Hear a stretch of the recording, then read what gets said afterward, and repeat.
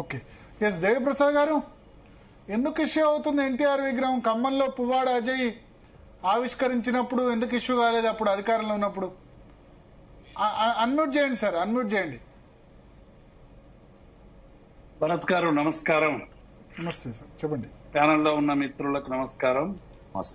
భరత్ గారు, అంటే సందర్భం భరత్ గారు, ఎందుకంటే ఎన్టీ రామారావు ఒక దశలో మీకందరికి కూడా తెలుసు 80 ఆ దశకంలో కాంగ్రెస్ పార్టీ అనుసరిస్తున్నటువంటి లిఫాఫా చీఫ్ మినిస్టర్లకు వ్యతిరేకంగా తెలంగాణ ఆత్మగౌరవాన్ని, తెలుగు ఆత్మగౌరవాన్ని మొత్తంగా కూడా తాకట్టు పెట్టి మొత్తంగా కూడా రాష్ట్రంలో ఒక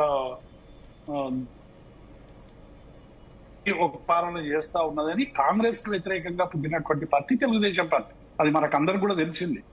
కాబట్టి ఆ సందర్భంలో ఎన్టీ రామారావు నిజంగానే తెలుగు ప్రజలకు ఒక నాయకుడు, ఒక వీరుడు. ఆ రోజు ఉన్నటువంటి సందర్భంలో ఆయన చేసినటువంటి వాటిని అనేక రాజకీయ పక్షాలు రాజకీయాలకు అతీతంగా కూడా ఆయన స్వాగతించారు. అద్భుతమైన విజయాలు సాధించారు. ఆ తర్వాత వెన్నుపోట్లు పడిచిండ్రు, ఓటల నుంచి చెప్పులేసిండ్రు. ఇదే మాట్లాడిన ఇవాళ విగ్రహానికి దండలేసినటువంటి వాళ్ళు ఆయన దుర్నీతి, ఆయన ఏమేమి అహంకారం చేసిండు, 31 మంత్రుల్ని ఒకే దెబ్బతో ఎట్లా వీకేసిండు. అసలు ఎన్టీ రామారావు అంటే ఆయనను మనం పొలివేరు నుండి తరమాలనేటువంటి గొప్ప గొప్ప పదాలు వాడినటువంటి నాయకుల్ని మనం చూసినాం.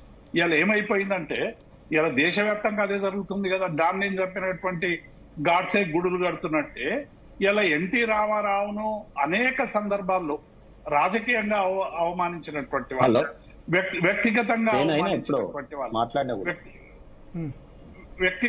అవమానించినటువంటి వాళ్ళు, ఆయన రాజకీయాలను పూర్తిగా వ్యతిరేకించినటువంటి వాళ్ళు, వీళ్ళందరూ కూడా ఇవాళ ఎందుకు ఎన్టీఆర్ సంబంధించినటువంటి విగ్రహం మీద ఇంత ప్రేమ పుట్టుకొస్తున్నది అనేటువంటి విషయాన్ని మనం కొద్దిగా లోతుగా ఆలోచిస్తే తప్ప. మీ అప్పుడు కూడా పెట్టారు కదా అంటారా? అధికారులు ఉన్నప్పుడు కూడా పెట్టారు. నేను ఏమంటున్నా భారత్ గారు, ఒక విగ్రహం పెట్టడం వల్ల ఎవరికి ఏం పెద్ద వ్యతిరేకత ఉండాల్సినటువంటి అవసరం లేదు.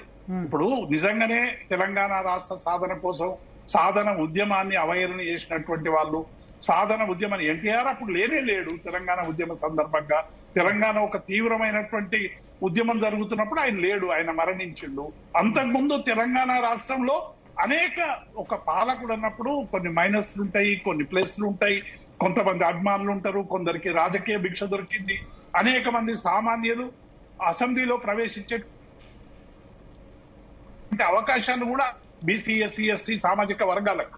కాబట్టి నేను ఏమంటున్నా, ఎన్టీఆర్ కు సంబంధించినటువంటి విగ్రహం ఆధారం చేసుకుని ఆయన పూలవాలం వేస్తున్నటువంటి పేరు మీద ఈ రాజకీయ ప్రయోజనాలు ఏంటి అనేటువంటి విషయాన్ని ఇవాళ మనం ఆలోచించాల్సినటువంటి అవసరం. ఇంతకుముందు శ్రీను చెప్పిండు అనేక విషయాలు.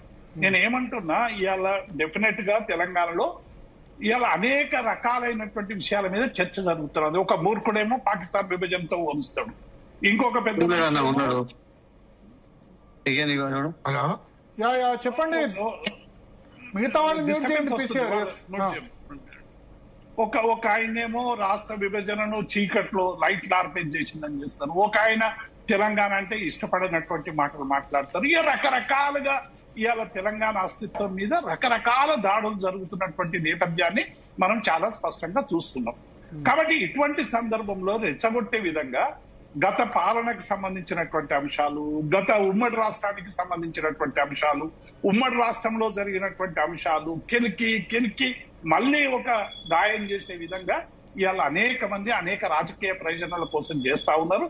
డెఫినెట్ గా దీన్ని అందరూ ఆలోచించాలి. అన్ని రాజకీయ పార్టీలో ఉన్నటువంటి వాళ్ళు ఇవాళ ఆలోచించాల్సి, ఇది ఒక కాంగ్రెస్ దో, ఒక బీజేపీదో, ఒక తెలుగుదేశం, ఒక బీఆర్ఎస్ దో కాదు. ఇది అన్ని రాజకీయ పార్టీలకు సంబంధించినటువంటి అంశాలు. ఇవాళ 12 ఏళ్ళు అయింది తెలంగాణ రాష్ట్రం తెచ్చుకొని. ఒక 9.5 ఏళ్ళు కేసీఆర్ పరిపాలించండు, 2.5 సంవత్సరాలు రేవంత్ రెడ్డి పరిపాలిస్తున్నాడు. ఈ పాలనలో ఏం జరుగుతున్నది, ప్రజలకు ఏం మేలు జరుగుతున్నది, ఆయన నుంచి ఏం స్ఫూర్తి తీసుకున్నారు ఎన్టీఆర్ నుంచి?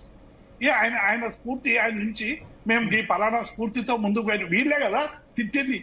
రేవంత్ రెడ్డి గారు వీడియోలు మీరు కూడా ప్లే చేయొచ్చు, మీ దగ్గర కూడా ఉంటాయి లైబ్రరీలా. నేను ఏమంటున్నా, కాబట్టి ఇది కేవలం రాజకీయ ప్రయోజనాలు తప్ప ఆయన మీద ప్రేమ కాదు. భవిష్యత్తు రాజకీయాలకు ఒక పునాదిగా ఇవాళ దీన్ని వాడుకునేటువంటి ప్రయత్నం చేస్తా ఉన్నారు. దీన్ని అందరం కూడా లోతుగా ఆలోచించాలి. ఒక్కొక్క రాజకీయ పార్టీ ఒక్కొక్క భాష చెప్తుంది. ఇక ప్రతి దానికి జవాబు చెప్పాల్సినటువంటి అవసరం లేదు భరత్ గారు. గజ్జల కాంతం గారు.